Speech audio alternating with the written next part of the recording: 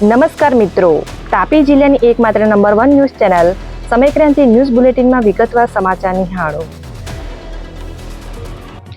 સોંગઢ તાલુકાના ચીખલી ખડકા ગામે નદીના પ્રવાહમાં બાઇક સાથે 3 તણાયા. તાપી જિલ્લાના સોંગઢ તાલુકાના ચીખલી ખડકા ગામેથી જુનવાણ તરફ જતા માર્ગ પર બાઇક સાથે નદીના પ્રવાહમાં 3 ઈસમ તણાઈ ગયા હતા. બનાવની જાણ સ્થાનિક તરવૈયા અને ફાયરને કરવામાં આવતા શોધખોળ હાથ ધરવામાં આવતા 2 વ્યક્તિ બિપિન ગામિત અને યાકુબ ગામિતને સહી સલામત બહાર કાઢવામાં આવ્યા હતા. સાથે બાઇકને પણ બહાર કાઢવામાં આવી હતી, જેમાં ઉમેશ ગામિત નામનો ઈસમ તણાઈ જતા તેમની શોધખોળ હાથ ધરાઈ હતી.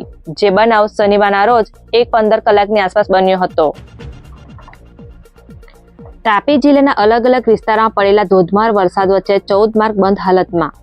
તાપી જિલ્લાના વહીવટી વિભાગ દ્વારા શનિવારના રોજ 3 કલાકે આપેલ વિગત મુજબ જિલ્લાના ગ્રામીણ વિસ્તારના પંચાયત હસ્તકના માર્ગો પર ધોધમાર વરસાદ વચ્ચે પાણી ભરાઈ જતા બંધ કરવામાં આવ્યા છે, જેમાં અલગ અલગ 14 જેટલા માર્ગો પર આવેલા લો લેવલ પુલો પાણીમાં ગરકાવ થતા બંધ કરવામાં આવતા વાહન વ્યવહારને અસર થતા લોકોની સમસ્યામાં વધારો થયો હતો.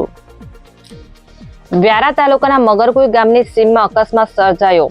તાપી જિલ્લાના વ્યારા પોલીસ મથક ખાતેથી શનિવારના રોજ 4 કલાકની આસપાસ મળતી વિગત મુજબ વ્યારા તાલુકાના મગરકુઈ ગામની સીમમાં બાઇક ચાલકને અજાણ્યા કાર ચાલકે અડફેટે લઈ અકસ્માત કર્યો હતો, જ્યાં બાઇક પર સવાર અર્જુન ગામિતને ઈજા પહોંચતા હોસ્પિટલમાં સારવાર અર્થે ખસેડવામાં આવ્યા હતા.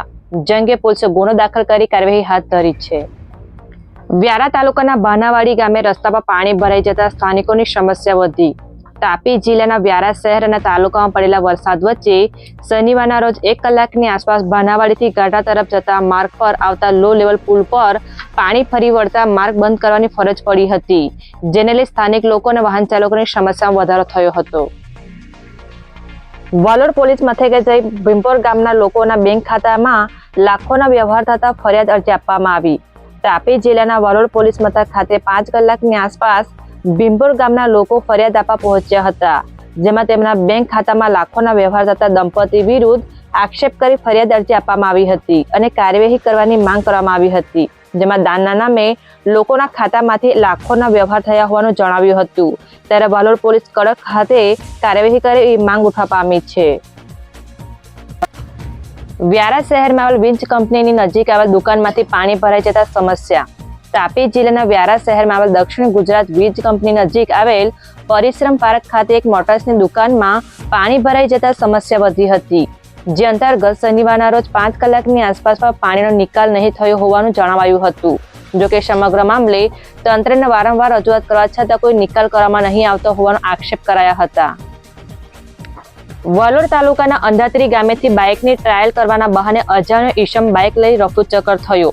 તાપી જિલ્લાના વાલોડ પોલીસ મથક ખાતેથી શનિવારના રોજ 5 કલાકની આસપાસ મળતી વિગત મુજબ અંધાત્રી ગામના ફરિયાદી વિનોદ સોલંકી પાસે તેમના પુત્રની જૂની મોટરસાયકલ વેચાણથી આપવાની હોય, જે અંગે અજાણ્યા ઈસમે ઘરે આવી મોટરસાયકલની ટ્રાયલ કરવાના બહાને અંદાજે 30,000ની મોટરસાયકલ લઈ રફુચક્કર થતા વાલોડ પોલીસે ગુનો દાખલ કરી અજાણ્યા ઈસમની શોધખોળ હાથ ધરી છે.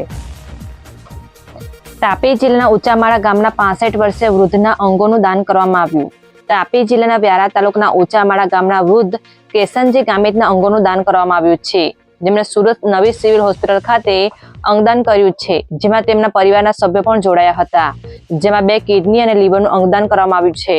ઉલ્લેખનીય છે કે અંગદાન કરનાર વૃદ્ધ હાલ બ્રેન્ડેડ છે, જે દરમિયાન પરિવારના સભ્યો હાજર રહ્યા હતા, જે અંગે 4 કલાકે માહિતી મળી હતી. તાપી જિલ્લાના ઉકાઈ ડેમના દરવાજા બંધ કરવામાં આવ્યા. હાઇડ્રો વાટે છોડાઈ રહ્યું છે પાણી. તાપી જિલ્લાના ઉકાઈ ખાતે આવેલ ડેમના દરવાજા બંધ કરવામાં આવતા તાપી કાંઠાના લોકોમાં રાહત જોવા મળી છે.